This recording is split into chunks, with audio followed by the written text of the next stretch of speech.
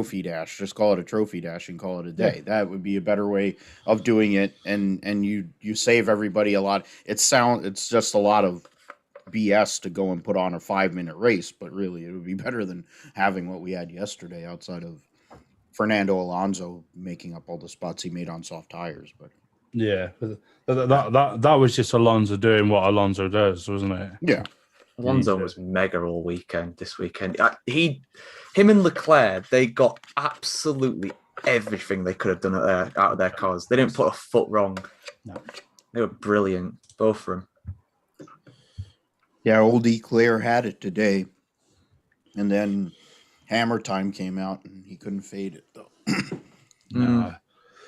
And I mean, I'm not a Hamilton fan at all, but when Hamilton got past Bottas and when you saw he was taking chunks out of Leclerc, you knew it was coming. And with sort of like crowd behind him and everything, he was always gonna just absolutely cane it through, and he did what he does so well. I don't know what happened during that 2-week break, but they brought whatever upgrades they did, but just something switched on differently, just because it must have been, it's home for Lewis wanting to win this race. This race means more to him than any other race, and he was at a different level. I mean, he beating Max on 1 lap qualifying, I think the way he did on Friday was a full send, pulling it out of his butt. Like, he hasn't had that all year. And the fact that he did that and then gave it away the way he did yesterday made him mad, and then it became a 50-50 deal on Sunday. He finally just said, I'm not going to take it anymore. And it was a little bit like, I mean, it wasn't the same, but it was a little bit like Prost and Senna in Japan in 1990. Like, Lewis just kept his foot flat to the floor. He went for it. It's just like, I am not going to yield here. I have got to go for this. This is my one chance. And Max just thought he was going to yield. He didn't. Well, that's the thing, like Martin Brundle always said about Senna, where those are the kind of moves, and Schumacher did them too, where he would put you in that compromising position, and he left it up to you whether you wanted to crash or not. And some of these guys, they would wreck themselves or whatever and get pissed. And all the whiners at Red Bull, that freaking COVID moron Helmut Marko, suspend him for a race. Should get a roll of duct tape and roll and tape him up, put him, mummify him, and send him to the old folks home. That idiot. I can't stay. On that note, shall we start, lads? Let me just go and get my. Phil, say something for the podcast, will you? Yeah, I know. Kira's all right. If I dip out, I can. If I dip out unexpectedly, it's because I will then join on my laptop, because my phone probably won't survive this entire show. So, mate. No, fair enough, pal, fair enough. And fair enough if you don't want to stick around after. I don't think I'll do much of one after. I mean, I think bacon in there. I don't know what it's like for Phil right now in America, but for us three, it is a bit like Singapore. This is our Singapore podcast. It's that much of a physical effort for us all to get through it. It's a physical effort for you guys the same way as it was for Lewis to somehow or another make up a 10-second penalty, except it's because the AC doesn't work. It's not so bad for me, but then it is hot outside for us too, but... Right. So, shall we get going? Mm-hmm. Yes, sir. Okay.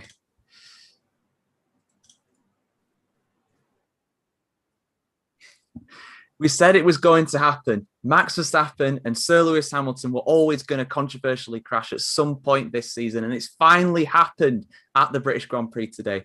Welcome back to the Grid Talk podcast, everybody. This is episode number 122, where I'll be reviewing the 2021 British Grand Prix. I am your host, George Howson, and joining me today is broadcast journalist Louis Edwards.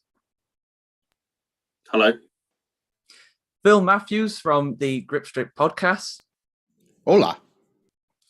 And Tom Downey from the EF1 podcast. Good afternoon. Right, lads. So I think we should start today with the crash that brought out the red flags on the first lap of the race. Max Verstappen started from pole position after winning the sprint race yesterday, but Lewis Hamilton, he got a great start off the line. And both of them were going side by side throughout the first lap until they got to Copse Corner, Louis, where they made contact. Hamilton went down the inside. Hamilton ended up getting a 10-second penalty from that. Do you think that Hamilton should have got a penalty for that? And if so, was that penalty right? Should he have got a harsher one like Christian Horner was asking for? Well, I think I should first say before, because this incident is polarized. F1 fans, is it a racing incident? Was it Max's fault? Was it Lewis's fault? Personally, I do think it was a racing incident. It was them two merging together at a very high speed corner. Despite the fact that Max did leave Lewis room, Lewis was understeering. Max should have probably thought about that before turning in as well, because whether or not he knew Lewis was there, he knew that Lewis was going to be probably on the inside of him, not the outside, given the fact that he literally just charged him. So, in terms of a penalty, I think it's hard to argue against the penalty in the fact that George Russell got a penalty for his, now what seems like a tiny tap against Carlos Sainz in the sprint race yesterday. Carlos Sainz didn't end up going into the wall at 51 G impact. It was a big crash, but I think 10 seconds was enough. I think people were demanding stop-go penalties. I think that would have been a bit of a step too far. I think, at the end of the day, it was 10 seconds. Lewis clearly had the pace to win the race today, and it really didn't impede him. From what we saw later on in the race, it didn't really impede him too much. Yeah, Hamilton, despite his penalty, put on an amazing late charge. It seemed as though Charles Leclerc, of all drivers, yes, Charles Leclerc was leading the race for the vast majority. It seemed as though it'd be enough to keep Hamilton down, to keep him in second place, but it wasn't. Hamilton still charged through to win his 8th British Grand Prix, a record at the track, a joint record in Formula One shared by Michael Schumacher at the French Grand Prix, I believe, is the stat for that. But Phil, we were talking about the crash before the show started. It seemed to me personally as though the stewards kind of went halfway house. They didn't go full in with a stop go, but they didn't let him off either. They kind of went halfway house, sat on the fence. They punished him, but not so much that it would ruin his race. How do you see the crash? Verstappen tried to close Hamilton off on the inside, but Lewis just went down there anyway. And in the end, Verstappen, despite leaving room for them both, they both came to blows. But it's such a difficult corner to take too wide. Yeah, and you also have to consider, George, the fact that they're on colder tires, full fuel load. You're gonna have understeer there at Copse. But to be fair, Lewis had already shown 2 commitments or 3 commitments at the start of this race, into the first corner or in the first bend after Hamilton, straight after the start. Then he made the lunge and he went and changed his angle so he could go down the Wellington Straight. He tried to make a move there. That was blocked off. And in the end, they gave each other room there. Then he went and gave himself another run out of Luffield, and he had a run again. And unlike Saturday, when he made a run and he went to the outside and basically washed himself out, and that was the end of the race, Max gave him room on the inside, and he was pretty far along there. Was he fully alongside? No, but he was pretty far along there. Max and Lewis both had their ideas, and basically they both decided that the other one was going to back off. Neither of them did. So in the end, Lewis ended up to try to make the corner, kind of went and had understeer and went and got into Max's because of the angle, got into Max's right rear corner. In the grand scheme of things, it was a brutal incident based on where it took place, but it was a racing incident.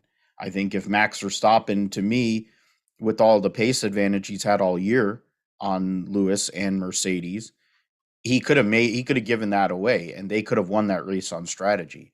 They could have won that race on pace. Personally, I believe one or both of those things were in play.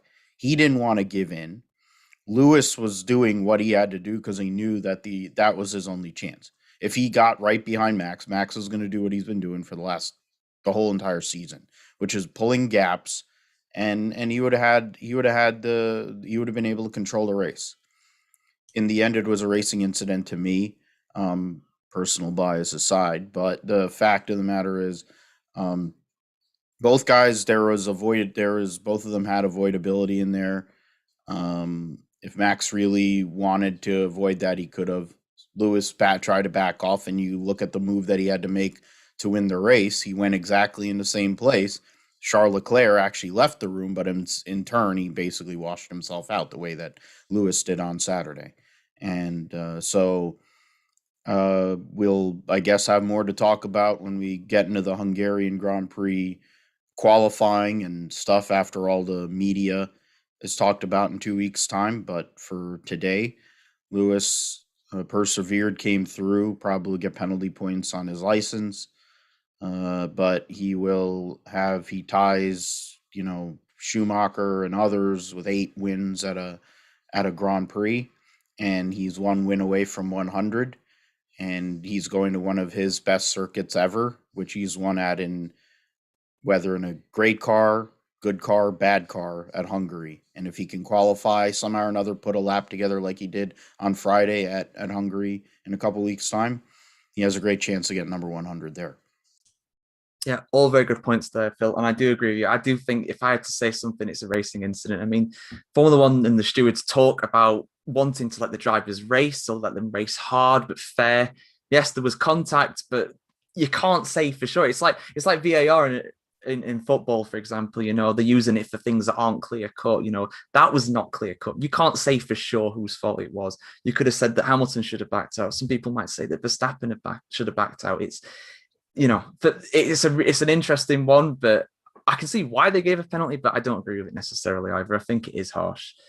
But the fact of the matter is that Hamilton is now just 8 points behind Max Verstappen in the Drivers' Championship. Tom, this is a humongous boost to Hamilton's title chances. Some people were writing him off. Some people were saying that Verstappen's got the fastest car. He's won 4 of the last 5 races. He should have won the last 5 in a row, really. But his run's been stopped here, and now Hamilton heads to Hungary, where, like Phil said, it's one of his best tracks historically. Yeah, I mean, as soon as we saw Verstappen go off, I'd imagine Hamilton's first reaction was obviously he hopes the driver is okay, but Hamilton is still fundamentally a racing driver, and he'll be thinking, how do we maximize this opportunity? And what I said to one of my friends I was watching the race earlier was, as soon as Bottas let Hamilton go past, you knew Hamilton was going to be chasing down Leclerc. And he just reeled him in, and he's absolutely maximized the opportunity he's got. Also, it's not just about the Drivers' Championship. Bottas bringing home a good P3 for the team. It gave Mercedes 40 points this weekend, and obviously with Perez having a late pit stop. Not entirely sure what for, because I know he had a potential collision with Raikkonen, so it could have been puncture damage. They've been summoned to the stewards, so we don't know about that yet. It's actually put Mercedes, I believe, level on points with Red Bull. It certainly gave them a haul of 40 points this weekend when Red Bull haven't got any points. So in both the Drivers' and the Constructors' Championship, it's been a big weekend for Mercedes and a pretty torrid time for Red Bull. And bearing in mind, this is obviously Hamilton with a 10-second time penalty. He overtook, I believe it was Norris, and then obviously he overtook Bottas, and then Leclerc. And this, it's funny because if Norris wouldn't have had such a slow pit stop, Norris would have been a bit further up the field. Hamilton might have had more trouble chasing him and passing him. We could have been looking at a different race result, but we weren't. And what we're looking at here is Hamilton doing what Hamilton does best and has done so well throughout the turbo hybrid era, just absolutely dominating, picking up results when he needs it most. Also, sorry, just to add to what Philip was saying, I've just loaded up the FIA documents for Hamilton's collision with Verstappen. Hamilton has been awarded 2 penalty points by the by the stewards, by the FIA. So he now has 4 penalty points on his license. Yeah, which is nowhere near a race ban. Like, I think some people are afraid that Norris might get a race ban. I think he's a few points away. But Norris was, but he's had 2 points come off this weekend, so he's down to 8.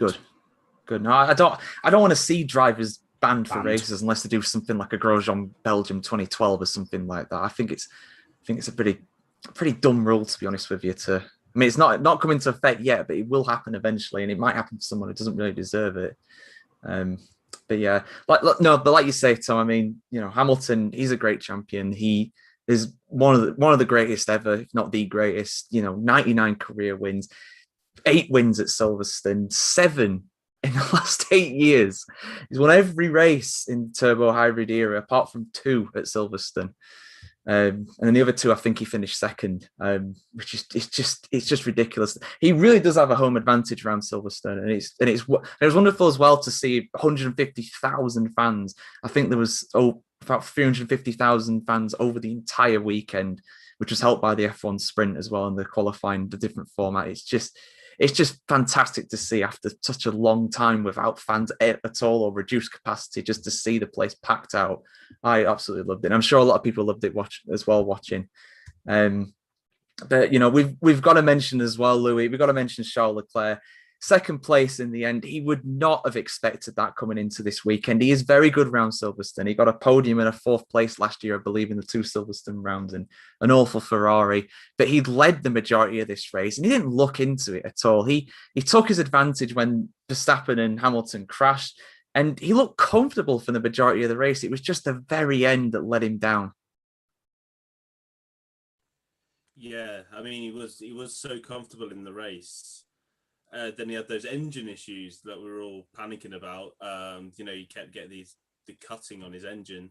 Yet he managed to still hold off Hamilton, and then from there he continued to keep pushing. He had such a solid pace, and I think at the end it was just down to the strategy, which favoured Mercedes in the end. But you can't take anything away from Leclerc's performance today. He drove absolutely sensational. Who would have thought that a Ferrari would have led all but 3 laps of this race? It was a real big achievement, and second place may seem bitter to him after being so close, but he honestly should be really proud of his performance. And also, it does wonders for Ferraris in terms of the Constructors' Championship, especially against McLaren. Yeah, a decent haul of points today for Ferrari, 2nd and 6th for them, with Carlos Sainz finishing in 6th. 26 points for them, McLaren 22, so they gained 4 points. It's not going to close the gap completely, but it will do somewhat. So it's very, very encouraging for them. And yeah, for Charles Leclerc to legitimately lead a race like that, it really does show how talented the guy is. He is something else. He's a real star for the future. And when Ferrari have a top car again, he's going to be winning races regularly, I'm sure. But yeah, we'll get into the guy who finished 3rd, Phil, and Valtteri Bottas finished 3rd. He looked into 3rd in a way because Lando Norris had his bad pit stop, but still, honestly, we bashed the guy on a regular basis, but he did a decent job today, I'd say. Yeah, he did what he had to do when it came to covering off the Lando pit stop and everybody behind. He didn't get a good start. The starts for Mercedes have been basically got awful for most of the year, and that's for both drivers. But for Valtteri, it's worse because he's usually not up front. He's on the second row, and then he's getting overtaken by whether it's a Ferrari or a McLaren or whoever, or Sergio Perez, whatever. But in this case, he was able to maximize what he had, covered off the McLaren, did the team deal to get out of the way, so Lewis could do what he had to do. And for more or less, they got about as much as they could have gotten out of the deal, cutting the constructors' deficit down to 4 points. When it comes to with Checo, Tom was talking about that. I mean, it was a double thing. I think they didn't want to get the penalty for what he did to Kimi Räikkönen, and then they wanted to take away the the fastest lap from Lewis, so they took care of two things at once. They knew they weren't going to score points there, so then they went and put a soft set of soft tires on, theoretically penalized themselves, but he took the fastest lap away to limit the gain that Lewis would have in the point standings. Instead of it being a 7-point deficit, it's an 8-point deficit. So, I mean, for Valtteri, he's now only 5 points behind Lando Norris in the World Championship for third, considering where he was earlier this year, where he was completely nowhere. I think he was outside of the top 5 or on 5th in points. Credit to him. See what he can do at Hungary. I mean, I think for all intents and purposes, we kind of know what's going to happen there. But I think he does have options, whether it's in Formula One or elsewhere anyway. So we'll see what Valtteri does as we go through the rest of the season and what Mercedes is going to do to respond to the general pace and every advantage that Red Bull seems to have at the moment. Yeah, a good day for Valtteri Bottas, in fairness to him, and a great day for Mercedes as well in the Constructors' Championship. Red Bull picking up nothing and Mercedes picking up 40 points. So like Phil said, it's just 4 points now between Red Bull and Mercedes. Red Bull still having the advantage, but it's a much more slender one than it was before this race. Bottas as well moves up to 4th place in the Drivers' Championship, but he is still behind Lando Norris, who is up to 3rd, Tom. Again, solid points. Great day. Unlucky not to get a podium, really. If he had a better pit stop, he would have at least been challenging Bottas for 3rd, or at least been able to hold him off, or at least try for it. But as it is, still a great day for McLaren. Yeah, great day for Norris, great day for Danny Rick, great day for McLaren, especially given how well Ferrari did this weekend. McLaren certainly did themselves proud at their home race with their star young driver. I don't really know what to add to that. I mean, Norris, again, he didn't have the best sort of qualifying and then the sprint qualifying race, whatever you want to call it, session on Saturday. I know he might have been a little bit sort of disheartened by his result from that. But he did really, really well today. Capitalized on the opportunities, got unlucky in the pit stop, but we saw numerous drivers having issues with pit stops. And today, I do wonder if that was perhaps down to the sort of unnaturally warm British summer that we seem to be having this year, because it's even hotter than it was back in 2018. I saw at one point track temperature was over 50 degrees C, which is just pretty warm. And Lando, again, just absolutely excelling, getting everything out of McLaren, especially with what happened to him at Wembley last Sunday.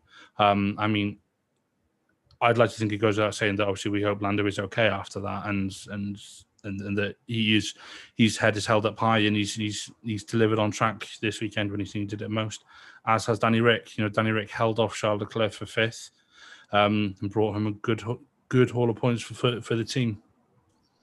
Yeah, great day for McLaren. And yeah, I echo what you said as well, Tom.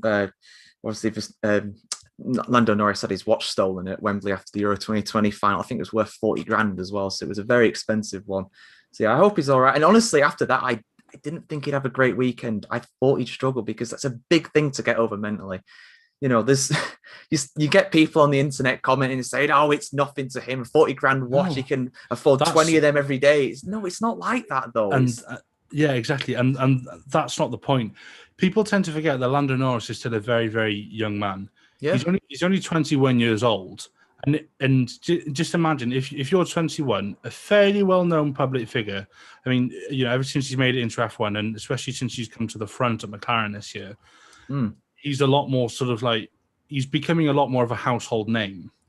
So people will know who he is, and it's just unfortunate that people did decide to target him. So McLaren did say that he wasn't physically hurt, but it's not the physical pain; it's the sort of mental anguish that's going to cause. And for him to be so resilient and still come to this weekend, perform as well as he has done, to almost get a podium, it was arguably not taken away, but McLaren didn't help him with that one. But bygones be bygones. He still did a very, very good weekend this weekend, and he should be mighty proud of what he's doing. Absolutely, yeah. He is, like I said earlier on, he is still the only driver to score in every race. Not even Hamilton and Verstappen have managed that. He is Mr. Consistency right now in the races. It's brilliant to see. Before we get into the 5th place, man, I will say as well, this is a good opportunity to say that if you leave us a 5-star review on iTunes, we'll give you a shout out at the start of the show. We've had some great reviews on there, and we've really been going up in the rankings. So yeah, keep that going. Whoever you are, whatever you say, as long as it's not too rude, I will give you a shout out no matter what. So, so there we go. 5th place, like we mentioned before, Louis, is Daniel Ricardo. A great weekend for him. You know, he had a solid sprint race. And this is the kind of weekend that he needed. Solid points, and he held off Carlos Sainz as well, despite the Spaniard being on much fresher tyres. Yeah, he had definitely the unenviable race today, you know, being hounded by a Ferrari for God knows how many laps, just always within a second. But no, he did a marvellous job today, did Daniel Ricardo, to get 5th place. And, you know, people have been, you know, constantly never ending going on about, you know, his struggles at McLaren and how he's just not, you know, quite there yet. And I think that's still the case. I think he's still clearly not on the level of Lando Norris in that McLaren just yet. But absolutely mega race. And it was really important, especially in the constructors' battle, to keep Carlos Sainz behind today. And no matter what Sainz threw at him, you know, Ricardo was able to repel, and, you know, fair play to him. Absolute mega job today. Yeah, great by the Honey Badger. A weekend that he really needed around a track where he made his debut in F1 10 years ago. It's come full circle for him, and hopefully he keeps it up in Hungary, another circuit where he's done very well. I think he's won there in the past too. We move on to one of the men we just mentioned there, Carlos Sainz. Phil, I mean, again, you know, ever since he had that incident with George Russell, he dropped to the back of the pack. And since then, it's just been an amazing recovery drive over 2 days. And he can count himself unlucky in a way not to be higher. If it wasn't for Ricardo's amazing defensive skills, he would have got at least 5th today. Yeah, but, you know, it's kind of what Carlos Sainz does. It's not just what he was doing. I think these last few years when he was at McLaren, he took a step forward as a driver and in his racecraft and his ability to just kind of get the most out of the car and give you the best finish possible. And he has came into Ferrari, and it's not an enviable task to come into Ferrari, especially when Leclerc is generally considered the de facto number 1 driver. And he has assimilated himself so well. And that car is not by any means the best car. At best, it's probably the 4th best car on the grid. And he's maximizing these finishes. Yeah, he gave Danny Rick a battle all day, which is what you want. He didn't have the outright pace, but they made the most of it. And they're going to continue to build. And I think this is all progress. What Charles Leclerc was able to do today, but also what Carlos Sainz has been doing generally all year, outside of maybe a couple Grand Prix where Ferrari was completely out to lunch, is what the Tifosi, all the fans, all the people in Maranello are looking for as we move to the 2022 regulations, with 2 young guys that are very determined to go and bring themselves back and bring this team back to where they have been at many times over the great history of Formula One.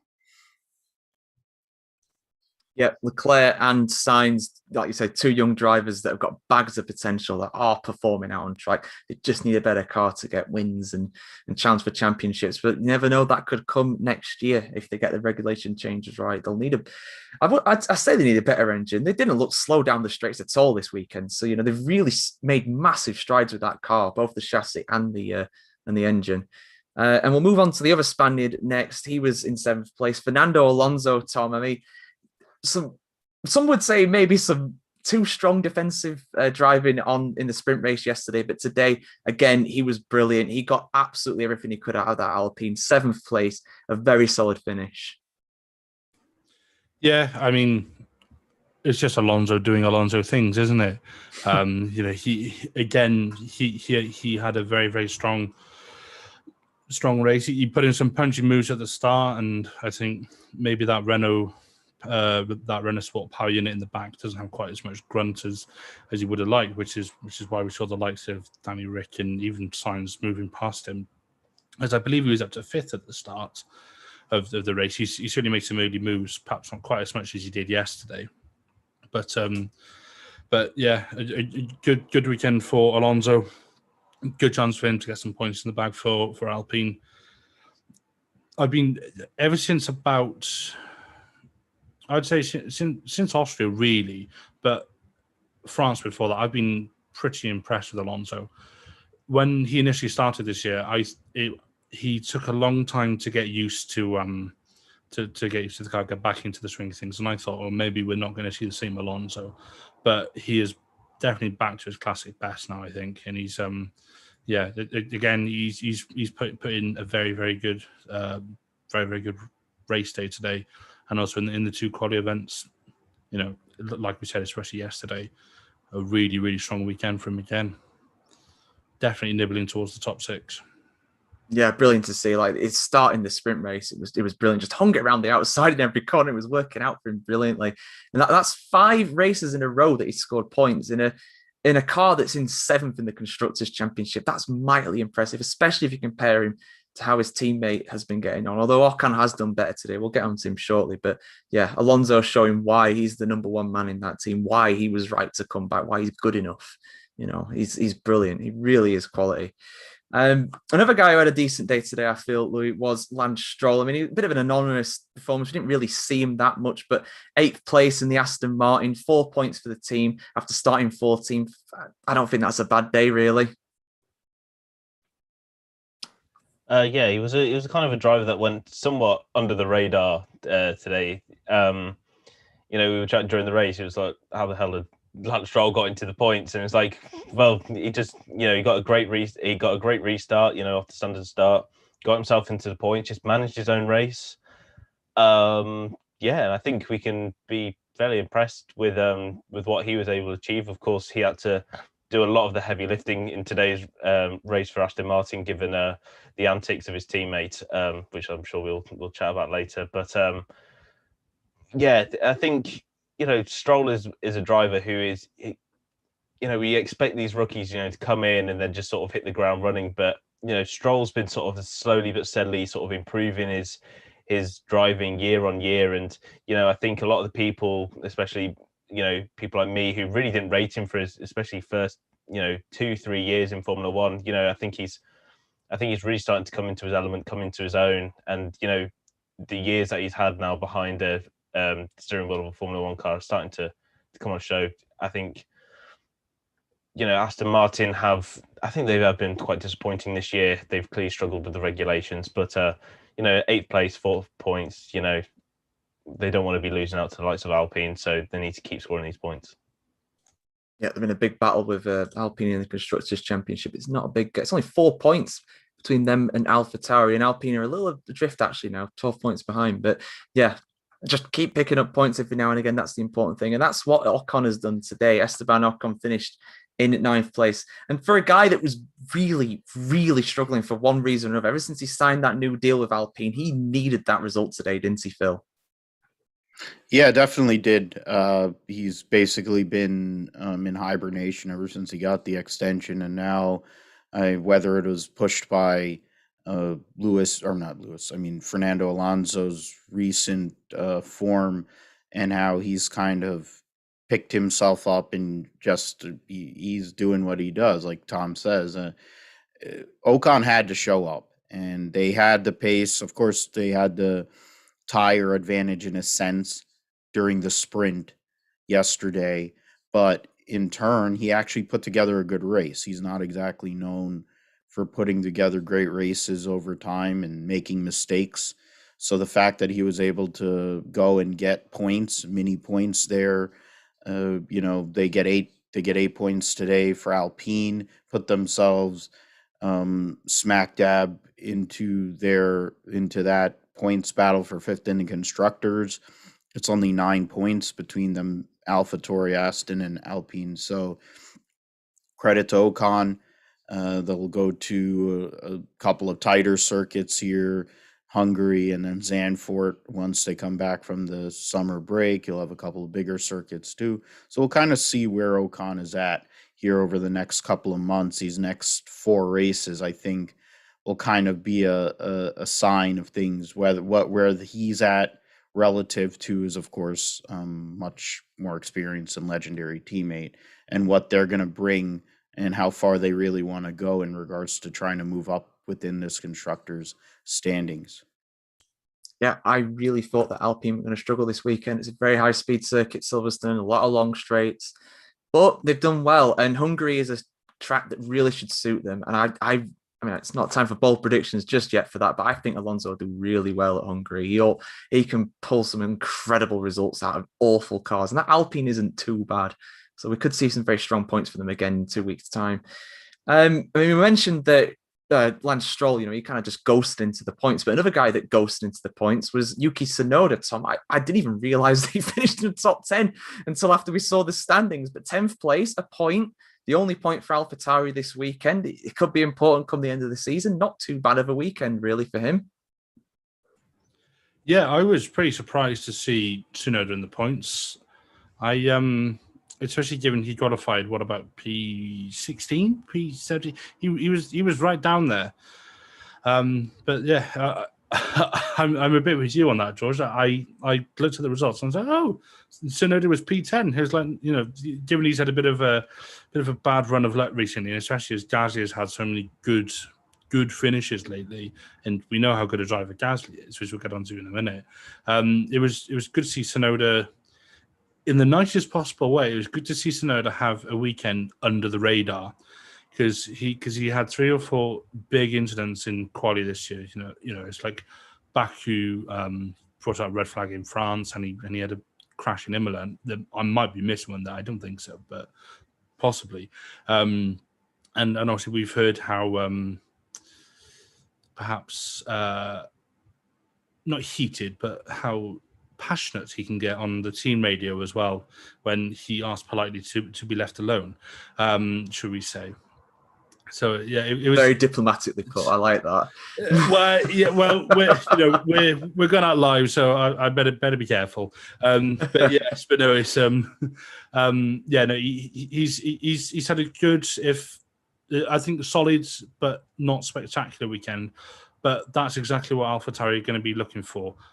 Making big gains on where he started from. I mean, he was, to be honest, if you look at like sort of P8 downwards, they were largely anonymous this weekend. I didn't notice them.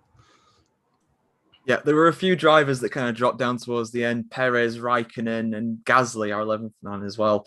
So there were a few guys that kind of dropped down, and they some would say they looked into points, but they kept their noses clear. They deserve those points. So fair play to him. But yeah, like I mentioned, Pierre Gasly in 11th Louis. He was in the points for the most of the race, but had to pit with a few laps to go for a puncture. Desperately unlucky for him. Yeah, it is. It is the rotten luck that comes with motorsport, and unfortunately for Gasly, it just didn't, luck didn't sort of deal him a good hand today. And, I think points would have definitely been a fair reflection of Gasly's performance this weekend. Solid, not, spectacular in any fashion, but, Gasly just seems to get on with it, and he, keeps scoring those points for AlphaTauri, which is really keeping them competitive in the Constructors' Championship. And yeah, unfortunately, he wasn't able to sort of bring any points home due to something that wasn't even his own fault.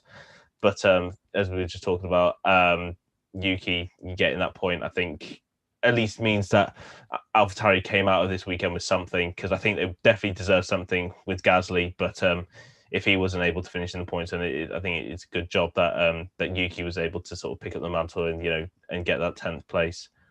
But yeah, I think overall, it wasn't the most spectacular weekend for AlphaTauri. I think, in terms of where they have been sort of competitively against the likes of Alpine and Aston Martin, they have had better weekends sort of in the past, especially this season.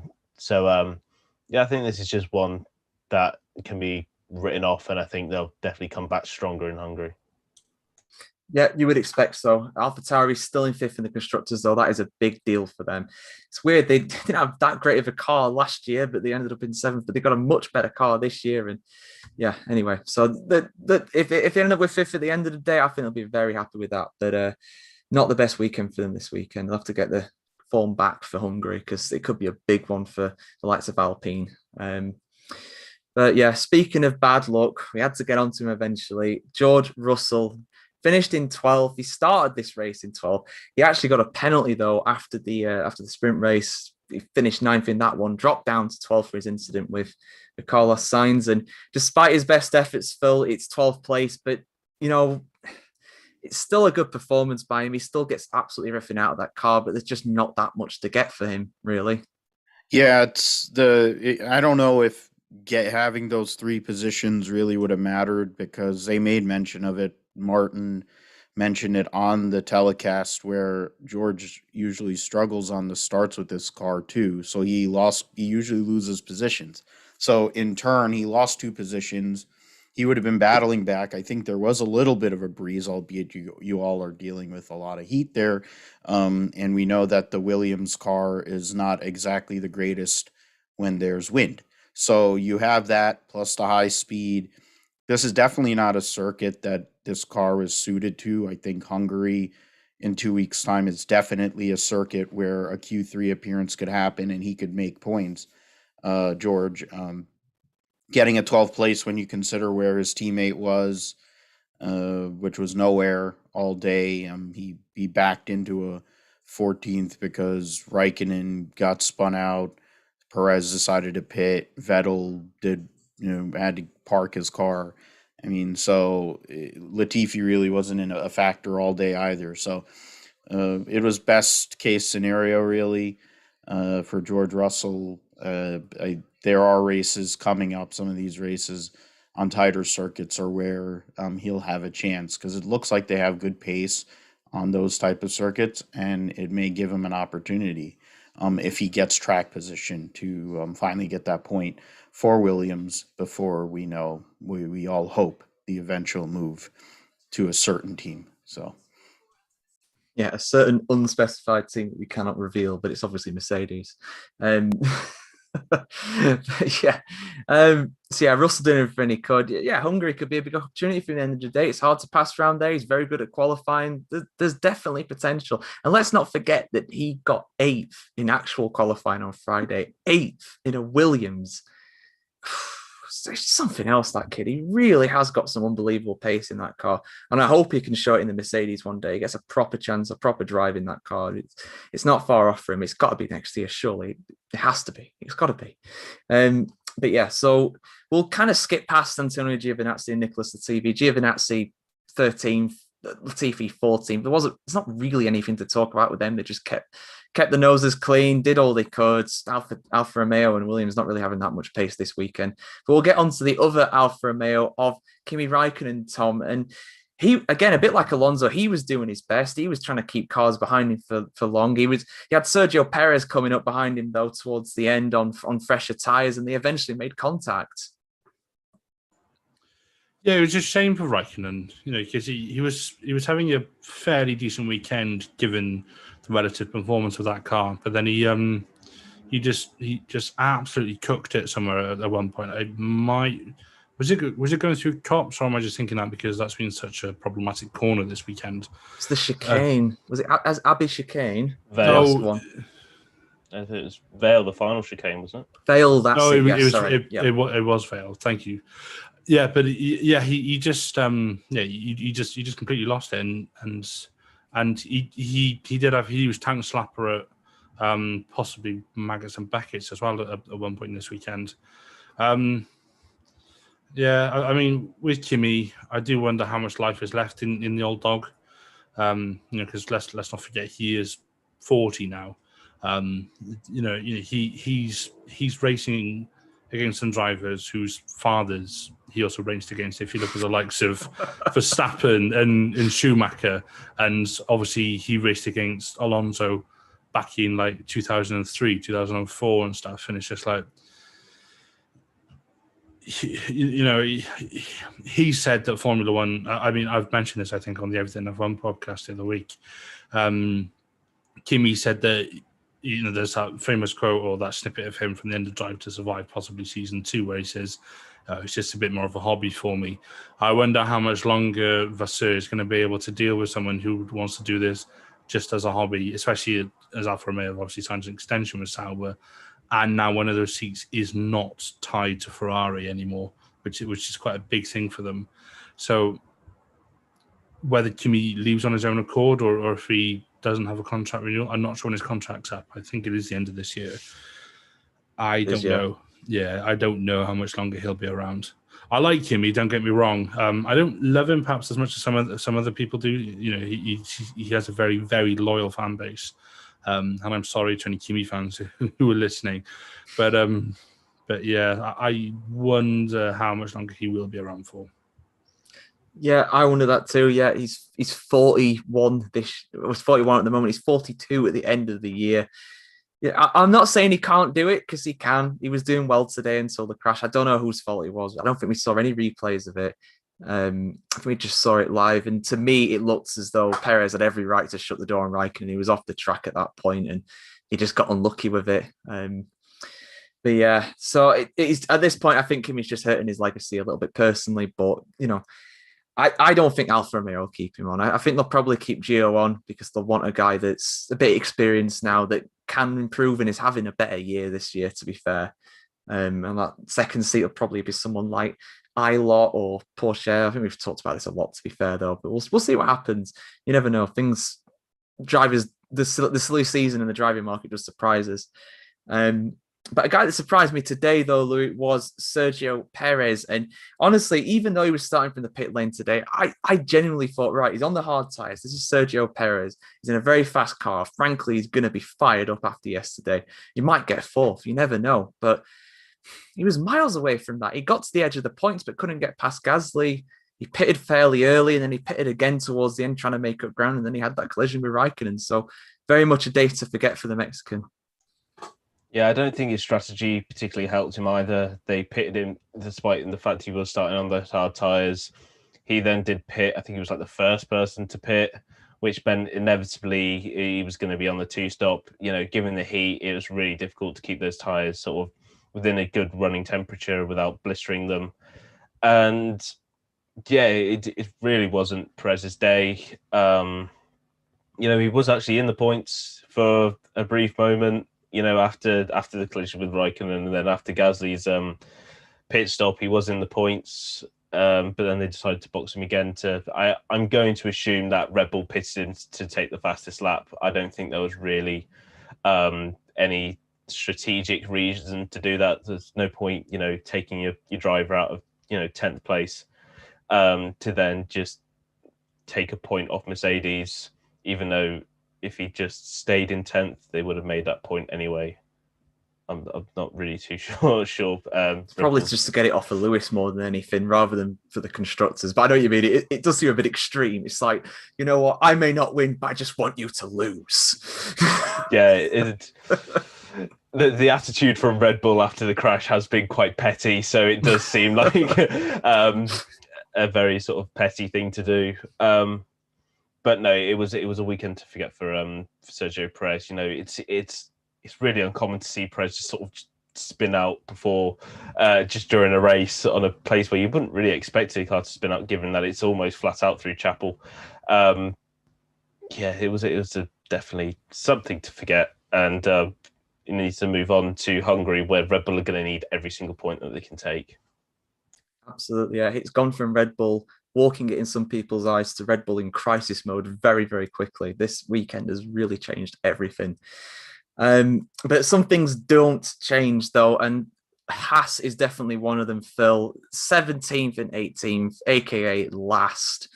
Mazepin, you know, he made history yesterday. He became the first ever Formula One driver to spin in a sprint race. By hitting his teammate as well, no less. And somehow he's ended up ahead of Schumacher. But I mean, I've given you the short straw, I'm afraid. Again, try and make something from them. Because I can't. I need the mini stats here. I'm gonna go and bring up because it's so valuable to go and figure out some certain times, and I don't know if they'll show that because they only show that they're a lap down. That's a problem. I'd like to have like.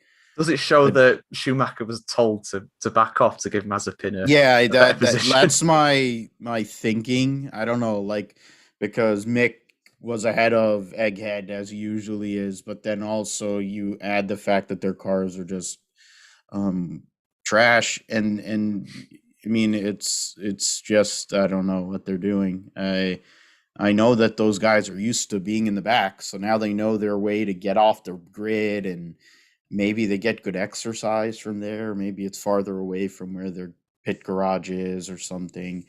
Mick, I don't know how you stay positive driving that tub of crap, but you know he's trying.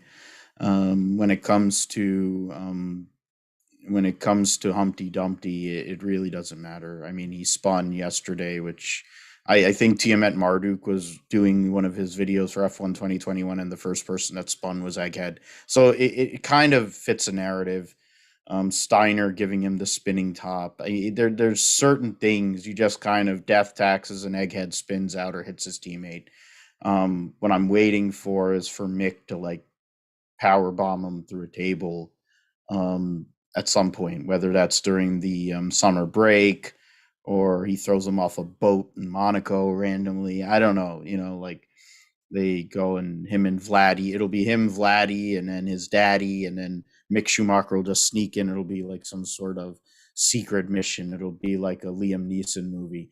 But when it comes to actual Formula One competitiveness, there is none. And they'll continue to suck the way Stewart Haas Racing sucks in the United States. So at least there's consistency there. Well, when there's nothing to talk about on track, you have to make up scenarios like that. That is a movie I'd love to see. Liam Neeson hunting down the Mazepins and Vladdy, as Phil calls him. So, yeah, so nothing to really talk about with Haas. They were last. They were miles off. They were at least a minute off the rest of the pack, maybe even a lap off the rest of the pack by the finish. It was not good. It was not a good race as well for Sebastian Vettel either, Tom. He was mixing up with Fernando Alonso on the second start, but he just lit up the rear tyres going through Love Fields, fell to the back of the pack, and he was just unable to recover from there. Yeah, poor Seb. He was, he was reminiscing his Ferrari days, and I think with the old Spinella, but it was. I don't know if he touched the curb as he exited the turn, or if he was affected by turbulent air like Perez had in sprint, whatever it was yesterday. But he just absolutely went round on himself. Obviously, ran over the grass and did damage, and then ended up having to retire. I did wonder if the retirement was more to save the power unit and wear and tear and all the rest of it, especially if you consider the cost cap, because he was sitting behind the Latifi ahead of the two Haas. It says a lot that a driver span and was still ahead of the two Haas cars, especially when one of them is the master of spinning. But yeah, Paul said, especially when you look at how well Stroll did in a car that's definitely been affected by the regulations this year. So it was tough all week for Seb. He's had a very sort of roller coaster year. If we look at the highs of Baku and then some good results after that, and then a poor start to the year, and now this. I think he's not classified, but but he was pretty much 19th as he retired, I believe, on lap 40, if my memory serves me correctly. I don't have the results open in front of me, so I can't. Oh, you got it right, mate. Lap 40, spot on. Yeah, I'm a nerd, that's why. So, but yeah, no, he's it's just poor Seb. Just not a good day at the office for him. But he went pretty well around Hungary last year in that absolute dog of a Ferrari. So he might be on course for a good weekend not next weekend, the weekend after. We will see. Yeah, it's definitely possible. I think that was one of the few races where Seb actually outperformed Leclerc last year. So it could be a good weekend for him. You never know. Hopefully for him. Hopefully, yeah, he needs to get back on track. So yeah, those are all the drivers. We've gone through them all. And time for our driver of the day. And you know what? I'm just going to give it to the guy I think deserves it the most. For me, I've got to go with the popular choice. It's Charles Leclerc. He didn't put a foot wrong today. On another day, he could have won the race. He took every chance that he had. He gave it everything. He was quality today. He really was. And it's still a very strong result for Ferrari as well. Obviously, he would have wanted to win the race, but it wasn't because of a lack of pace from him. It was because of the just unbelievable pace from Sir Lewis Hamilton again around Silverstone that he didn't win. Louis, who's your choice for driver of the day? I have to completely agree with you. I think Charles Leclerc is I think he is the one and only choice for today. Yeah, Lewis drove a great race, but that Ferrari had no right to be leading that race for so long. He did a fantastic job, not only on the start to get ahead of Bottas in the first place, but then on the restart to make sure that Lewis didn't even get a sniff, to taking the lead on that opening lap. He then controlled the race from there, keeping Lewis at a good distance. And even despite sort of managing the engine cutouts that kept happening and going through all that sort of panic, he was 3 laps away from winning the race. And yeah, he did absolutely everything he could. Therefore, he's my driver of the day. Yeah, there were worries that we were going to get a repeat of Bahrain 2019, but thankfully it didn't cause him to retire. It didn't really cause him to lose that much pace. But yeah, Charles Leclerc, you're two out of 2 so far. Phil, who are you saying for the best driver this race? Yeah, I'll go and say 3 for 3 because the way Charles Leclerc, it's been a couple of years since he's won a Grand Prix, and there's been times that he's been up there and he's been able to do great things in regards to what his relative equipment. But what he did today, he was able to make the most out of his situation and almost go and win a race that he probably thought when he came into this weekend he may have only been able to finish 4th or 5th in. Great points for Ferrari, great job by him, and proving once again why Ferrari believes so much in him and his ability and potential as a future world champion. Yeah, absolutely. I've said it many times. There's more than a few shades of Gilles Villeneuve about Leclerc. The way that you can just get everything and another 10% out of that Ferrari. He's up there with the very, very best for me in terms of talent on the grid at the moment. Tom, are you going to make it a full house?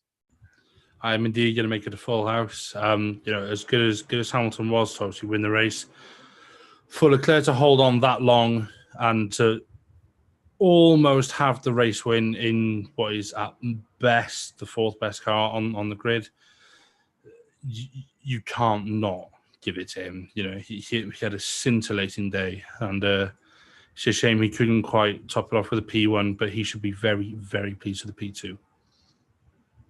Absolutely, yeah. Great weekend for him, really is. We keep saying it, but it's true.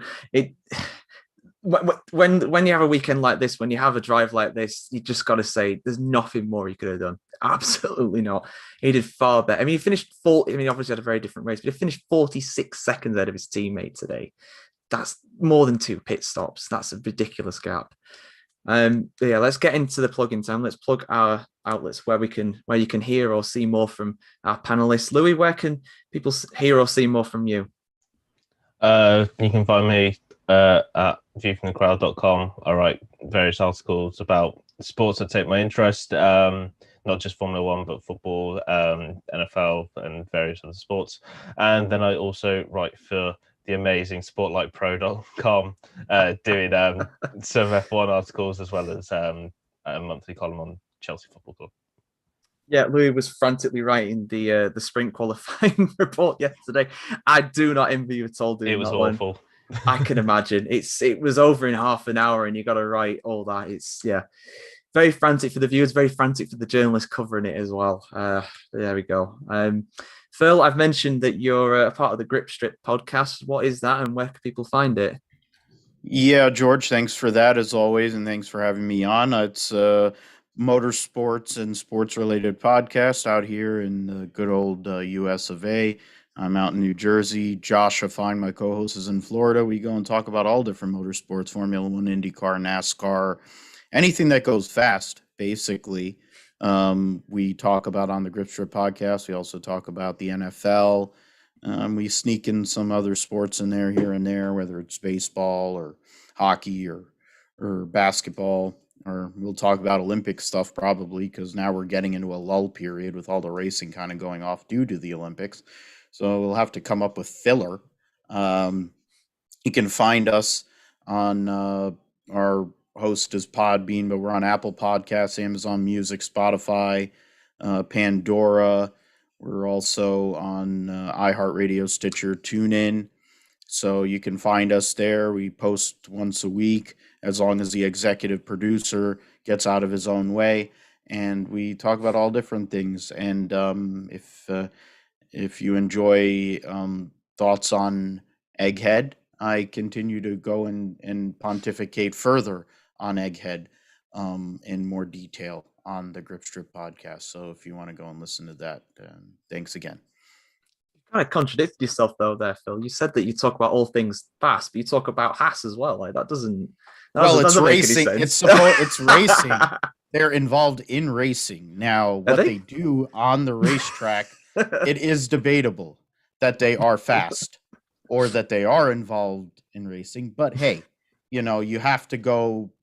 If you're dead weight, you just, it is what it is. If you buy your ride and murder a few people, you just kind of have to go, and seemingly they gloss over things like that seemingly in motorsports and in all major sports. So it's something that we have to deal with. Yeah, no punches pulled on the Grip Strip podcast. It's always a good laugh. I enjoyed going on. I think I've been on twice. It's always a lot of fun being on there. So definitely check those guys out. Tom, I've mentioned that you're part of the EF1 podcast, but again, what is that and where can people find it? Yeah, thanks, George. Phil, I don't quite know how to follow that, but I'll do my best. You can, for Everything F1, you can find us at everythingf1.com. Our most sort of prominent area, if you like, is the Everything F1 Paddock on Facebook. We have around 6,000 or 7,000 members at the moment. We also have a Facebook page, which is Join EF1. You can find us on Twitter and Instagram, which is at Join EF1. Then we also have a Discord server, which is Everything F1. And finally, as you might have gathered, we also have a podcast, which is the Everything F1 podcast, which we usually record on a Tuesday and is released later in the week. Yeah, those guys run a great podcast and they have some fantastic guests on as well. So definitely check those guys out if you get the time. But yeah, if you want to check out our outlets, obviously we go out live on YouTube now. Please subscribe to our YouTube channel. We're heading towards 150 subscribers, which is just mental because I think before the season started, we had about 20. So real good growth on there. It's fantastic to see. We always post on our Twitter at F1 Chronicle and on Facebook page F1 Chronicle when the shows are going out. I believe the next one for Hungary should be going out around 12 midday BST on Sunday, but we'll confirm that closer to the time. We're also available, obviously, on the F1 Chronicles website, where we have a huge back catalogue of shows, over 100 episodes on there now for you to get through.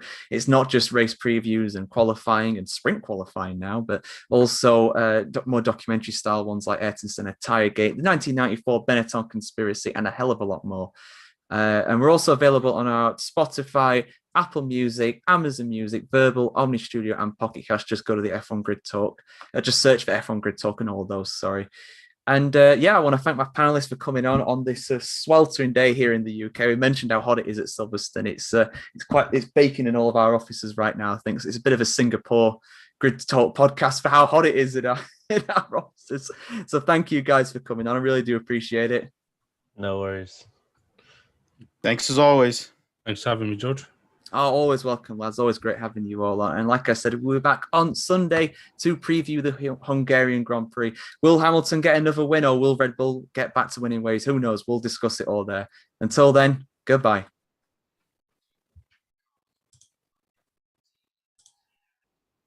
Recording stops, yeah. There we go. It's so fucking hot. It really is. Sorry. No, don't apologize. Oh, my word. On my... Honestly, I think you're getting progressively 32 more. degrees. I've been getting progressively more shiny throughout this episode. It's all good. I can feel my t-shirt sticking to my back, and it's just same here. I'm going for a cold shower now. Nice shower. My face is almost the same color as my shirt, and it wasn't at the start of this. Like, I didn't want to say anything, but I know I felt saying that, but I joking. thought, no one's going to want to hear that. No, God, it's just I'm breathing in. I've got the window open next to me, but I'm just breathing in hot air at the moment. I think I might have to get a dehumidifier or something. The dehumidifier ain't gonna help when it's that freaking hot, though. That's the problem, really. No, I know, but I can't get air conditioning here because I don't actually own the property. So, Oh, God. but we don't have hot enough sort of summers and times of year like you do over there, Phil, to warrant air conditioning. So I might just go sit in the car for a bit instead. Yeah, That's not a bad idea, you know. Yeah. I mean, I went out this morning to go to the gym, but I've been in since about 12, so I got to put a wash and stuff on and all the rest of the lovely adult chores. So I might venture out for a little bit, just poot around. I don't blame well, you. that's what I end up having to do. Like, we've had our heat waves, and then I work where I work, the AC is not the greatest, and then we're having to go outside. So my car is always on like basically high AC, so I get it. That's probably the best idea. Go and get yourself a cold beverage and go and take a nice stroll around. I've been going for a cold bath through all this heat wave. Like Yeah.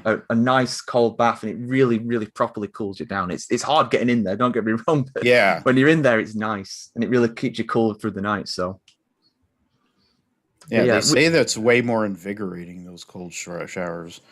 Mm. But people aren't willing to really do that because it's just kind of brutal. It is very brutal. Yeah, that's the thing. We've had a lot of comments. Thank you everybody for commenting on the live stream. This is just to prolong our suffering through this heat. We get the most comments, but you can, Louis, if you want to drop off, it's fine. can. I can live. we have to make sure that the gentlemen that are in England can still live, so we can still have the Grid Talk podcast. As long as my laptop doesn't set fire by the time that we get through these questions. Don't set fire like Max Verstappen's left front brake. You and then got there before me, Phil. Damn it. Well, even if we do lose the two guys in England, because I'm sitting here in Wales, we'll be fine. Oh, okay. Well, that's terrible. But United Kingdom is bloody hot right now. That's all I'll say. But yeah. It is.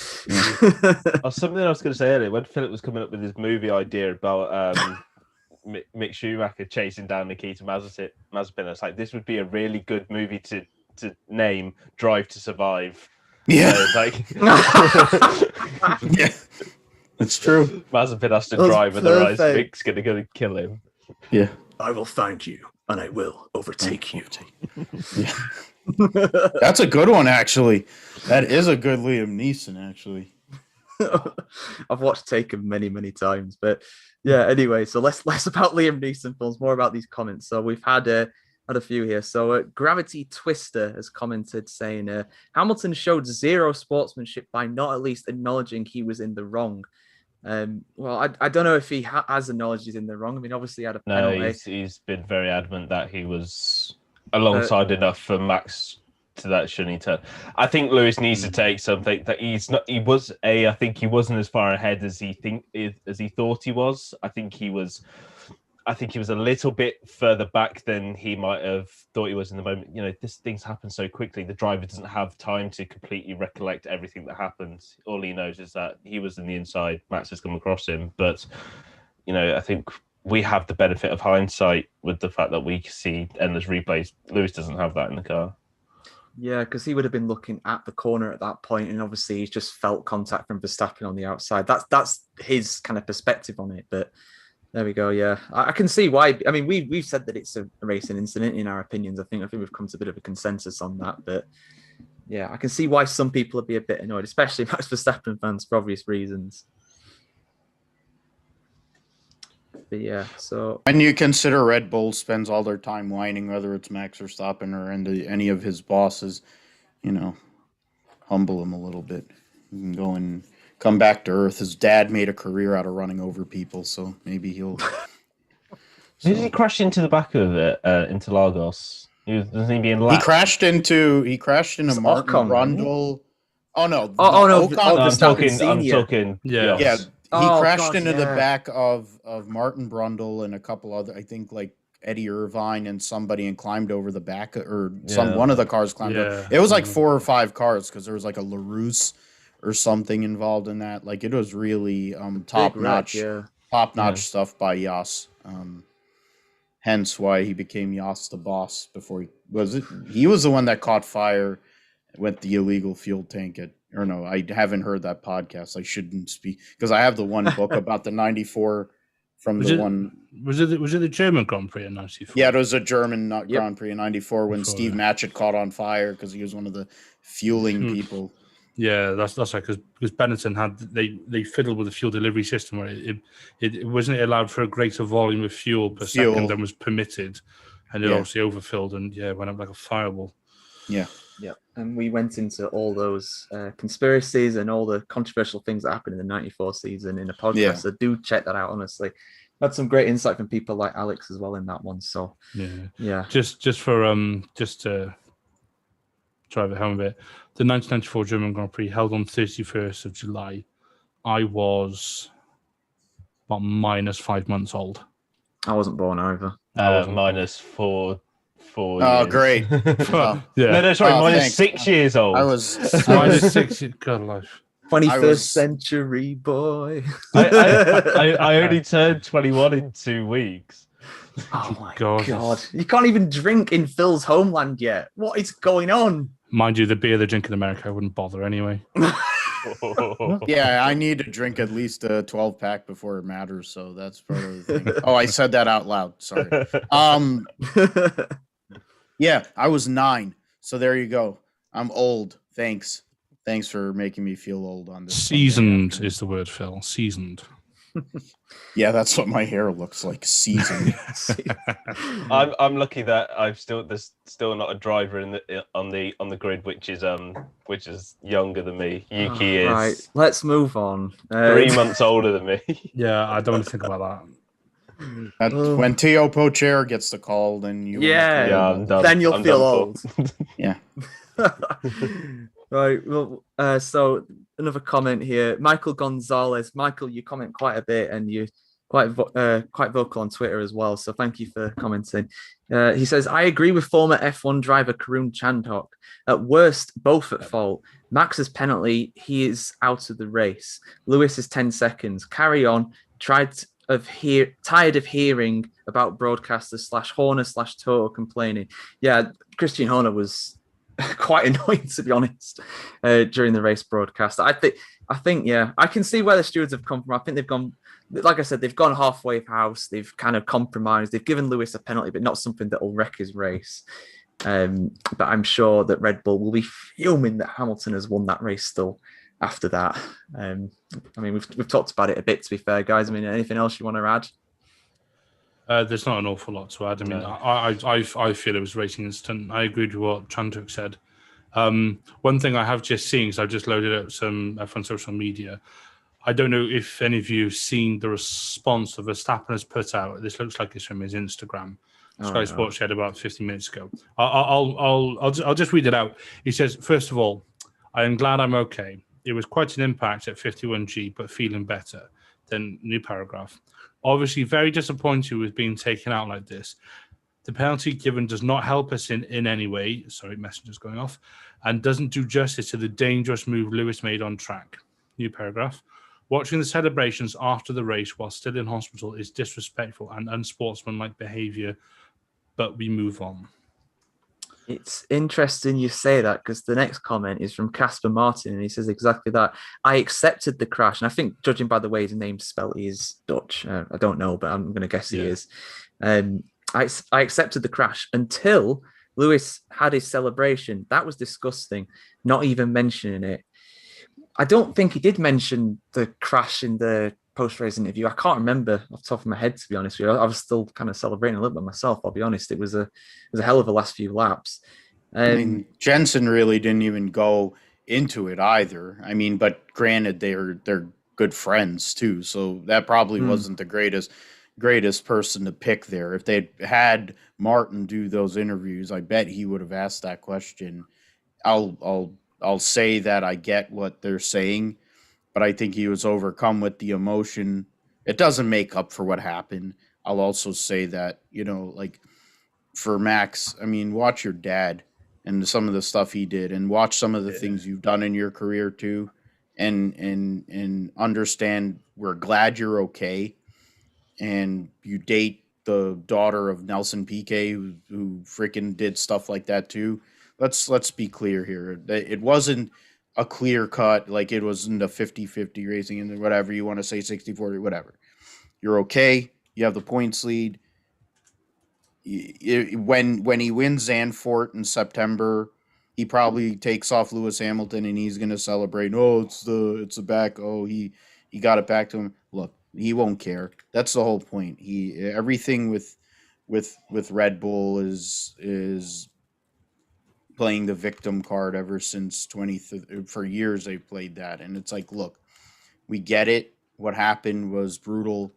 We're glad he's okay, but it's like, if he's gonna say that the emotion, he doesn't understand the emotion that come off of what being at your home Grand Prix, when he knows he's gonna have those kind of emotions, and I'm sure he's gonna drive through Lewis to win the Dutch Grand Prix. I think he doesn't. It's a bit disingenuous on his part too. But then it's Red Bull, so what do you expect? Yeah. The thing with Hamilton with that win, he's won in front of his home crowd. There's 150,000 people there. He's won his 8th British Grand Prix. It's like a massive step towards getting the championship battle back in his favour. 99 Grand Prix wins. He's done a hell of a drive. Like, he would have been fired up as anything. Like his, I mean, we're past the recording now, so I can say it. Like his, Bono was like, "Yes, we fucking can get this. Yes, we can win this," on the radio, literally. Yeah. He would have been absolutely fired up. And if you put himself in your, and the closest we'll ever get to something like that in terms of motor racing is us on the F1 game. We do a late pit stop and we charge through to win the race. And within the last lap overtake, you'll be fired up as anything. You'll be celebrating around your living room, if anything, like me, for example. But you multiply that out to something as big as the actual British Grand Prix for Hamilton. You're gonna be fired up. You're gonna celebrate. Anybody would do it. A football match, for example, like, let's say a player on the other team gets a bad injury, like when Ericsson had his heart attack on the pitch for Denmark a few weeks back in the Euros. When Finland scored their goal, they celebrated. I mean, they didn't celebrate massively, but they still celebrated because it was a huge win for them. And I think Mika Hakkinen put a tweet out saying, just Finland and a blue heart or something. It's like, some people might say, oh, that's disrespectful, but it's not. It's sport. There's a winner. And they should be allowed to enjoy themselves. I'll say that he's probably going to come out and post something here, Lewis, I would assume. There'll be something, yeah. Yeah, and the point is it won't suffice, and that's fine. So then go and have the build-up. That'll be the talk. That's what Formula One needs at this point, because it kind of had died down. Now you have this. Now you actually have a rivalry. Now you have one guy's butthurt, and you have Lewis, who's now fired up. And you're going to be able to talk about it at a racetrack as one of the least entertaining racetracks. You're making the Hungarian Grand Prix watchable by having this happen. It actually is great for Formula One, and it makes both battles, actually, it puts both Sergio Perez and especially Valtteri Bottas back in play, because they're both driving for third in the Drivers' Championship and to help in Constructors. So now all of a sudden it's back to doing that again. It's back to what early in the season was. And I mean, who knows? Maybe Lewis is having his Senna Schumacher senility kicking in, and maybe he doesn't think he did anything wrong. But in the grand scheme of things, he will acknowledge it. Max ain't going to accept it. None of his butthurt bosses are going to accept it. He should probably go and tell and punch Helmut and Marco in the balls, because, well, there's nothing going on there anymore anyways. It would probably be dust if he nails them. But the fact of the matter is, it would just be a service to society to do that to him. And then if Horner wants to keep on whining, he should just go and take Jerry Halliwell out and take her out on a ride in a Mercedes. She'll figure out what's better. But that's it's kind of like, it's Formula One, it's racing, it's gone on for years. Max, I still feel is ahead. He is ahead anyway, and he's got the better car. He's got better everything. Yeah. Show up at Hungary, speak with your car. That's what it is. If you want to take Lewis off, go and take Lewis off. What's the difference? Like, it doesn't. It wouldn't be out of the norm. It wouldn't be out of the ordinary for him to do that. He's done that before in his career. His dad made a whole entire career of doing it. Like, why wouldn't you just go and do that? And then it would equal out. You'd go and knock him off, win the race, and you'd get your points lead back. And then everything will be equal again. I mean, that's what should happen. That, or they should just go and have a slap fight with each other, because that's what they'd probably do anyway. So, because racing drivers generally don't know how to fight, so it'll probably be a funny fight. So let them do that too. What is a good championship battle without a good collision between the two title rivals? Exactly. We've seen it here. This is not the last time Lewis and Max are going to come together. Like this, this was building up all season. The nudge at Imola, the sort of pushing Lewis basically off at the Spanish Grand Prix. This was coming, and it happened, and it did happen in a more spectacular fashion than I imagine a lot of us anticipated. But Lewis had come together with Nico. We've seen Schumacher have God knows how many collisions with his title rivals. Senna and Prost came together twice, very famously. These things happen, and I think people need to stop, getting so wound up about it. And I think Max is like, he's still in a championship fight. He can't go into Hungary thinking, "Oh, Lewis took me out in the last race. I'm going to do something stupid in the next race," because I feel like that's what Max is kind of getting at.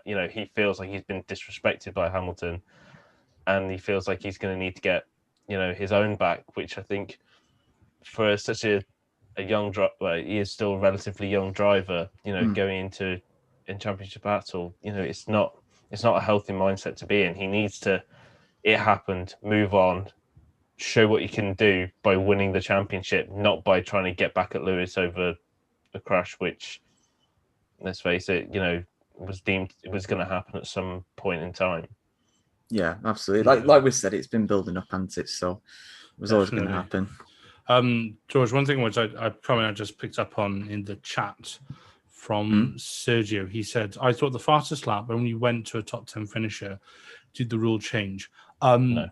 Effectively, Sergio, to answer that question, if someone sets the fastest lap and they finished in the top 10, they get awarded an extra point. But Perez, whilst he set the fastest lap, obviously he didn't finish in the top 10. He still gets awarded the accolade of fastest lap, but he doesn't get a championship point because he finished outside the top 10. That's how it works. And that point doesn't go to the second fastest lap, who was Lewis, which I didn't know, to be fair. I didn't know what would happen with that, because I think this is the first time it's happened in F1, but that explains all that. It was basically, it's only for people in the top 10, because then imagine like someone like the Haas, just pitting on the last the fantasy that they would ever have a car fast enough to get a fast. But they could just tell one of their drivers to go give it absolutely everything. When Egghead uses the old circuit and somehow or another runs a faster lap, just the bridge circuit. The bridge circuit. Yeah, or if it just runs like the national circuit or something instead. Oh my god! Or there's that really small Stowe circuit at the infield. Yeah, that's right. Yeah, go-kart track. But yeah, to be fair, like Michael Gonzalez, he's come to Lewis's defense as well, as has Connor Walker. I'll read you out their comments. It's Lewis's home race. He could be excited. When they race in the Netherlands, Team Max will be riding home in a frenzy. You see what you want to see. I am just glad this season is not as boring as last year. Yeah, I mean, that's echoing everything we've said, really. Fair enough. I wouldn't say last season was boring. Last season was one of the best seasons without the title fight. Yeah. There wasn't a title fight last year, but there were some incredible races. Yeah. Whereas this year we have a genuine title fight between two different teams, and we very much have like the master in Hamilton. Then we have the young pretender, if you like, in Verstappen. One perhaps arguably at the twilight of his Formula One career, although. There's nothing twilight about Hamilton's performances compared to Verstappen, who is, absolutely, compared to Verstappen, who is still only 23 years old, by the way, and it's very much sort of like coming to the fore, if you like. Yeah, it's great to see a real contrast between those two, like you said. Connor Walker's put a few comments in as well. Thank you, Connor. I always see you commenting here. It's brilliant to see the support from you. He's put, meh, I didn't think the crash was too bad. I think the 10-second penalty was pretty reasonable and fair enough for him to be excited after the race. It was really weird to see that Lewis struggled so much at the start of the race to get past Charles. But at the end, his pace was so much stronger and didn't really struggle to pass him. I thought at the time at the start of the race that Hamilton was just leaving a gap and he was going to one-stop it while Leclerc two-stopped it. I think that's maybe what Mercedes were trying. But in the end, their tyre wear was pretty similar. They only pit a few laps apart. So, they were trying to compete against Ferrari, and Ferrari a big unknown. All their strategy would have been to compete against Red Bull. So Mercedes probably would have been kind of second-guessing what Ferrari were doing. I thought my personal sort of view on it was that Hamilton was, he's got to look after his tyres, because if he's pushing behind Charles and trying to overtake, they're just going to blister. We saw how much his tyres were blistering. And then also I thought there's no point risking anything to try and get past Charles. Get the 10-second penalty out of the way and then see what you can do with the race from there. Because there's no point him trying to push past Charles, ruining his tyres, having to pit early because he's completely ruined his front tyres, and then having to pit again later because he can't, make the hard tyres sort of go to the end of the race. I think what Mercedes did, was the sort of the best way to manage it. I didn't really see any point in Lewis overtaking Charles at the start. Yeah, I don't think he really had on the medium tires. It didn't seem like he had. I mean, he made runs, and I think there was a possibility. But like Louis is saying, I don't think it was in the best interest of Mercedes and Lewis to go and make that pass. But then also, I don't think their tires were holding up. It also works out. I think they knew they had hard tire pace in their back pocket. They had to account for the penalty too. You had all those things in play. It also sounded like, I forget who was the one that said they can't pass, and they were in the middle. Yeah, Sainz. So that was like sixth. He was in sixth. So then once that happened, everybody decided to go long instead of the two-stop being in play. Everyone was like, oh, we'll go long and we're going to do one. I think the front runners are always going to do one, meaning the Mercedes Red Bull. They were going to do one. Once the race changed, then, two stops might be at play, but really that never was going to happen because of the lack of ability to pass, even with two DRS zones. So it's something I was surprised by that too, but in turn, it kind of makes sense the way it worked out, because they had more pace on the hard tire, even though their tires were 2 laps older, or he came in 2 laps earlier than Charles. But Charles fought the whole way. It wasn't like he laid down by any means. So, I mean, it was a good, strong fight, and he was able to get through the 10-second penalty too, which also is difficult even with the circumstances. So. Yeah, and Sergio Reindorf again leaving a few comments concurring what we've said. Really, not a lot of difference in pace between the mediums and the hard tires today, and I think that it was more of a function of strategy. I'm guessing Hamilton was going to run long in the first stint to build a significant gap to minimise the impact of the penalty later, which is, fair enough. kind of a funny one from Michael Gonzalez here. He's complaining about how much Tom Cruise we saw during the weekend. That did start to get that.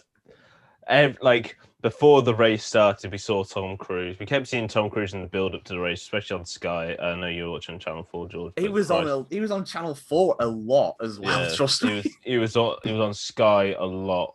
Yeah, they showed him multiple times. They showed Harrison Ford a couple of times. Oh, yeah, he was at Williams. They showed there Michael well. Douglas.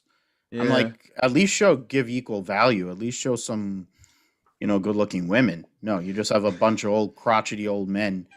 No, but it's just Tom Cruise. He was at the Euros, and they kept showing him when he was at the Euros for the England game. Then when he was at Wimbledon, they couldn't stop bloody showing. It's like, it's Tom Cruise. He jumped on a couch years ago. Like, the guy's a nutter. Why the hell do you care? So I get he's a great actor, but he's a nut job. Like, what the hell's a big deal? Like, I don't get it. And I mean, I know I've watched some of his movies. He's great, but it's like, why? I mean, Lewis is He's a jackass. I mean, for Lewis to, I get he's close with Lewis in some way, shape, or form. I just hope Lewis isn't into Scientology, because it would make me start wondering about him. But, you know. Got another one from here. Speaking of old guys, Oliver Apex has commented saying Kimmy needs to retire now. Oh yeah, I saw that. Yeah, well, I mean, he's not wrong. Maybe not now. Give it to the end of the season, but well, yeah, but give it Kimmy to the end of the season. Yeah, it should be fine. But then who is it going to be though? Because I didn't know that bit where you guys mentioned about that it isn't connected to Ferrari, the second seat anymore. Yeah, I didn't know that. So that opens up a lot of Alfa Romeo will insist that there's an Italian driver in, so therefore that's probably Giovinazzi. Yeah, he's going to stay anyway. And Giovinazzi's been decent, if unspectacular, this year. Yeah, he's been much better.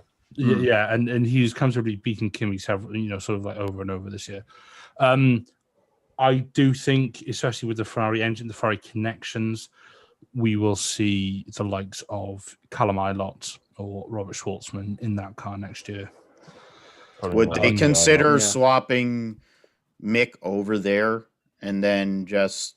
That's another thing I wonder. I don't think Hassel want that though, because they got that sponsorship deal, haven't they? Yeah, and whilst obviously Mazepin brings a lot of sponsorship to the team, and obviously they are. They have the Russian sponsor in their name.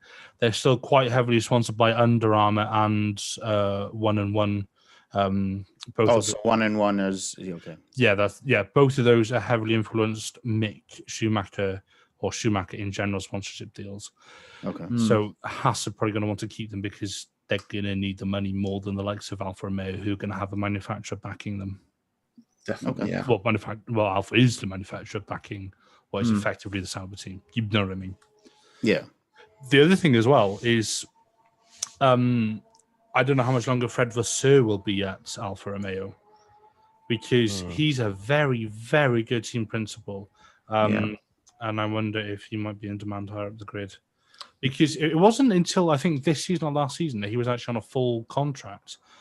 He was on month by month, wasn't it? Yeah, he was on a month by month contract for a long time. Which, yeah, for someone as good as Fred Vasseur, you would want them like locked up in the back room, safe.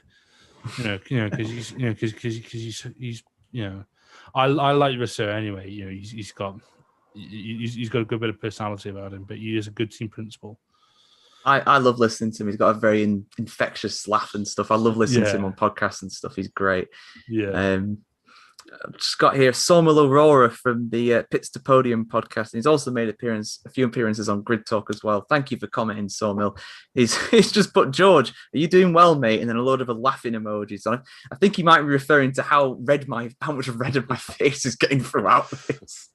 But yeah, thank you for commenting, and do check those guys out as well. They do. I think they do a race show and a race preview as well. Very, very good show. And I think they go out live on Facebook on YouTube these days as well. So yeah. Oh God. So I'll get into some of these comments at the bottom. They get crazier as you go down, really. I'll say this one though from Connor Walker. Phil talking about Haas is absolutely hilarious, by the way. Yeah, we never get tired of it, and I've made no secret about it. I try and give Phil Haas or Putin Haas as he always calls forgot them. that. I did forget the Putin Haas reference, but I did talk about Vladdy, so that Vladdy and his daddy. You definitely mentioned Putin. It's hard. I didn't call him Putin Haas though. It doesn't. Really totally matter. Different Vlad. Yeah, it could be anybody. Phil, you and I knew what you were on about. Yeah. And I'm just keeping an eye in case there's like a KGB agent outside your house as well. Cheers. All right. It's fine. There's maggot hat morons that live like 20 minutes or half an hour away, and they got cited for it from the court. So whatever. We deal with their sorts anyways. Yeah. There's some crazy comments on here. There's of course there's going to be some Hamilton hate after this. I'll just go through them. Grandmaster Yoda, who turns out is not very wise, like the actual Yoda, he just put Lewis cannot win the legit way. What, by finishing first? What do you mean? Yeah, I think there's about 90. I think there's about 90 examples, 90 plus examples that would say, "You are wrong, sir." Yeah, just look. Hamilton has his own dedicated Wikipedia page for his victories in Formula One. I'm pretty sure a few of those are legit, as are his 7 world titles, as are his 150 odd podiums, are his 100 plus No, pole but positions. George, you're forgetting. He's in the best car. So Oh yeah. Yeah. Yeah, unlike Max Verstappen is not winning because he's in the best car. No. That is not what's happening. No. No, Definitely Lewis, not. Lewis is in the best car, therefore he's always going to win. And Exactly. Mercedes just make sure that Bottas doesn't get in the way. Yeah. And Toto Wolff, he's emailing Michael Massey during the races. That is clearly that was amazing. That's clear. Those two amazing. Are clearly best mates. It's a fix. Yes. He ran up. Oh my God! Toto Wolff ran upstairs. He ran by what's his name, and he was going to go to the press. He was going to run. He ran to Ted Kravitz. He was going to run to the press box. Ted Kravitz guided him to the booth so he could go and talk to Emanuele Pirro, who nobody can understand anyways. We didn't understand him when he drove the Audi. We still don't understand him now. And he was going to go and explain his case to him. What the hell? Oh man, it's all in. Oh, forget it. George, his wife was there. His wife was sitting there. 1 minute she had a mask, next minute she didn't have. Oh man, it's too much. It's unbelievable. Lewis Hamilton is trying to take over. Oh. Yeah, George, you would have missed that on Channel 4. But yeah, I didn't see that. Yeah, Ted Kravitz was just in the pit lane as normal and saw Toto Wolff basically trying to charge to the stewards during the red flag. To the media control. Yeah, he almost walks into the media center and Ted was like, "No, God, Toto, you go the wrong way." Jesus, the stewards over there. Oh my God. Well, we'll leave it on that note. There's some more comments. Thank you for all the comments and everything. Honestly, well, I'll reply to these comments after. I've got a toddler that's just woke up beside me, and I am slowly getting heat stroke in here. So I think we'll leave it here. But I will comment. I will reply to your guys' comments on the live stream. Honestly, fantastic. Like genuinely, thank you for commenting, everybody. It's very much appreciated. Thanks everybody for listening. That means this thing's taking off. Yeah, we've got a lot more people watching live, which is great. Might have to start just save me for the Putin Haas segment, because I might not be passable elsewhere for really trying to make this thing go off. Putin Haas podcast. The Putin Haas podcast. Why? We can't talk about anything. Right, lads. Egg it. All right, y'all feel better. Have a drink. Will do. Drink water. That's what I need to do. Yeah.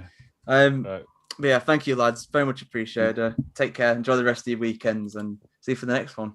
Yep, Cheers, absolutely. Thanks, man. See you, lads. Bye. Yeah. Bye. Bye.